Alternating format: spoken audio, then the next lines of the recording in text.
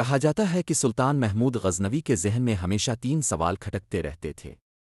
پہلا یہ کہ کیا میں واقعی سبکتگین کا بیٹا ہوں، کیونکہ ان کے متعلق مشہور تھا کہ یہ بادشاہ کے سگے بیٹے نہیں بلکہ لپالک ہیں۔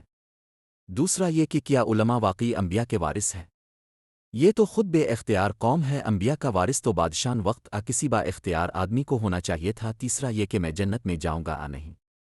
انہی تین سوالات کو ذہن میں لے کر وہ ہمیشہ پریشان رہا کرتے تھے۔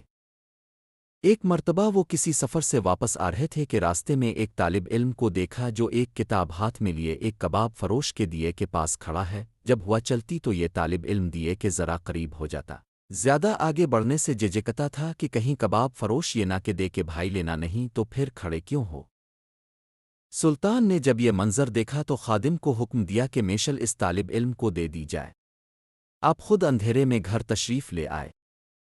کہا جاتا ہے کہ اسی رات خواب میں سلطان کو اب صلی اللہ علیہ وسلم کی زیارت ہوئی، اپنے ایک جملہ ارشاد فرمایا اور سلطان محمود کو اپنے تمام سوالوں کے جواب مل گئے۔ جملہ کیا تھا؟ ملاحظہ ہو، اے سبکتگین کے بیٹے، تیرے جنت میں جانے کے لیے اتنا کافی ہے کہ تو نے اس انبیاء کے وارث کو چراغ دیا۔